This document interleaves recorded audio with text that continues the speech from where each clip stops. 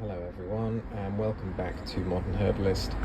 Just wanted to make a little video for you because my lemon balm is ready for harvest, and I just wanted to show you a little bit of the process, and in particular identifying which leaves are suitable for harvest, because actually it wasn't immediately obvious to me. It took me some time to become familiar with the plant and realize which of the leaves are the best for harvest. Okay, so let's take a closer look at this. Obviously this plant is coming along very nicely.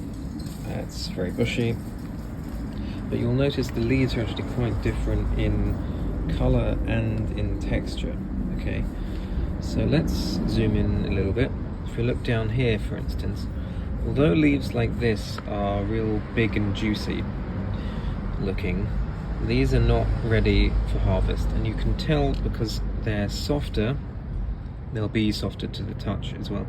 They're softer, more rounded at the edges, a little more limp, and they're not quite as veiny and tough looking as the more mature leaves, which look a little bit more like this. As you can see, there's a real identifiable veininess to these leaves. And also, if you look at the edges of these leaves, they're a bit more defined, a bit sharper, triangular edges, whereas leaves like this are a bit more circular, a bit more rounded.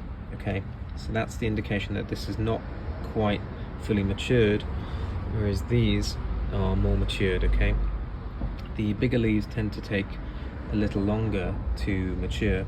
Okay, so I just leave them until they're ready, and I only harvest these because these are going to be the most potent and aromatic ones. Okay, and I try to ensure I get the best quality for my tea and other products. Okay, so as for where you can harvest, you can, of course, I'm not going to do this right now because I don't have 3 hands and I'm holding my phone and the leaves will just drop when I cut them.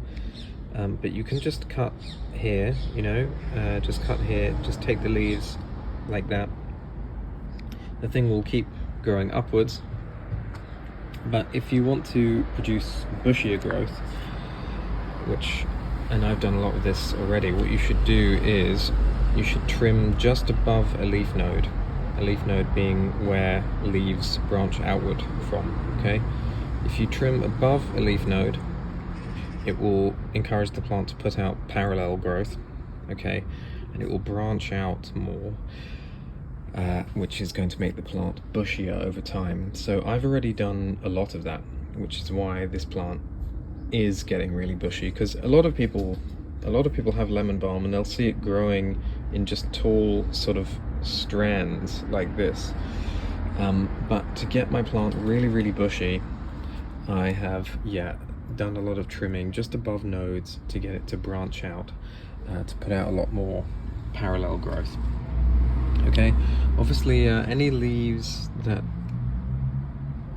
look like this with these little spots, you want to avoid these. It's not really an issue, but they will have lost some flavor because it's often things like aphids sucking the juices from the plants, okay, and leaving these little white marks. As I said, it's not really a problem, but they're obviously suboptimal, so I just cut these and remove these and throw them away, or compost them or something like that.